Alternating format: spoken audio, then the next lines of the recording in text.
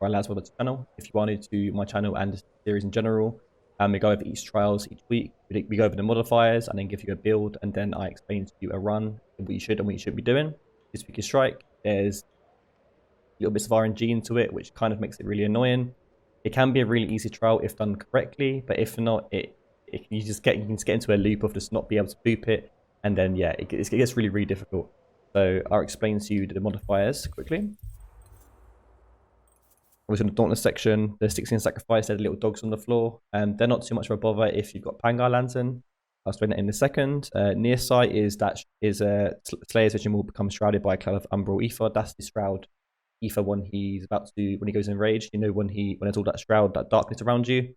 That's annoying. Obviously when you're trying to boop him. Momentum is unstable attacks increase behemoth's damage if they're not interrupted.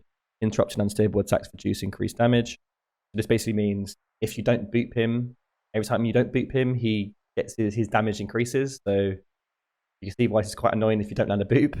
And then obviously Frigid Touch, Behemoth physical attacks applied shield to Slayers. I don't know if that's actually even working. I feel like this is bugged. If it isn't bugged, I haven't actually come across it in my runs yet. And if it has, I haven't even noticed it. So that's not really a bad modifier. The main one is the momentum one and the near sight. The Styxians, they normally get beaten anyway as you're using the Pangar Lantern within the build I'm going to give you. I'm going to quickly give you the build. Obviously, we're going to go with the Tour de Glory same as last week because one of the best UIs in the game. We've got +3 Catalyst, Overpower, Titan's Crash, Iconic Strike Plate, Inferno's Flames with the +3 Overpower as the bond. Hellplate, Casque for the helmet with Berserker. Then we've got Boris Chest with Iceborne, Boris Arms with Discipline, and Boris Legs with Wild Frenzy. Obviously, went with Pangar's Lantern again with Catalyst to give us +6 Catalyst. I would use Pangar because of the Styxians.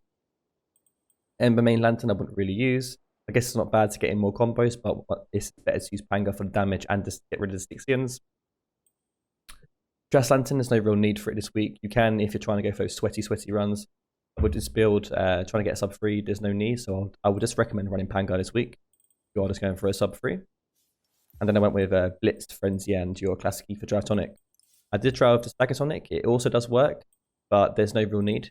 Get the Stagger. The Stagger comes really simple anyway, really early. All the Stagger Tonic does is it gives you the second Stagger really, really quickly, which is fine, but you don't need it.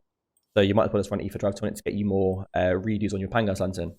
The perk overview looks like this. +6 of Catalyst, Iceborne, Overpower, Rage, and then +3 of Zerka, Discipline, Rage Hunter, and Wild Frenzy. I wouldn't change anything from the build apart from one thing, and that would be if you are feeling up for it, change this to... Oh, where we go? Change this to Shroud Chest, and then you can change this to Nasher Arm, so you can get the +6 Rage Hunter and then only +3 Iceborne. But this build can get you a sub 2 anyway, like I'm going to show you, and an easy sub 3 if done correctly. So I wouldn't tamper with the build too much.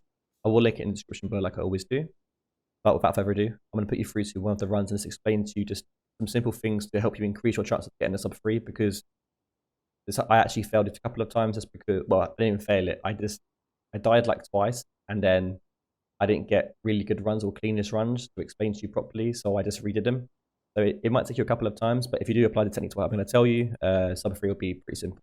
So if you like the video as well, make sure you leave it a like. Subscribe if you're new as well, because I do this every single week, and plus I do other videos as well, so make sure you subscribe if you are new. And yeah, for the rest of the video and for the rest of the day, guys. Hi guys, so finally there is actually a drop time for me to give you on the solo. I've worked it out and it's really, really simple. You want him to get him right in front of you, so what you should do for that is pot up straight away and then jump into the arena at fuel time remaining 29:52. It's about right. What you want to do is aim to get all of your combos, so one Tempest form and then your combos for your Karma Breaker. No need to land the Karma Breaker, just make sure you've got the combo ready. Bake the boot by jumping back. When you trade, it doesn't matter because you've got the Iceborne. You can then surge, land the Karma Breaker, and then land with your first clap. You should be able to get 2 claps off before he flies away. And then if you are lucky, you can get a couple more combos, but he actually decides to jump back, so I re-up my Tempest form there. There was no need to re-up, but I did it anyway because he flew back because it was a weird start. But he would normally go for a boot, but like I said, it's all RNG. But if you do happen to get this start, just keep landing the claps until around 45 seconds to re-up your Karma Breaker, like I did now. He hit me once, but once again the Iceborne comes in clutch. He still doesn't give me a boop, but it doesn't matter because he goes on the floor via the stagger. As you can see, you don't need a stagger tonic.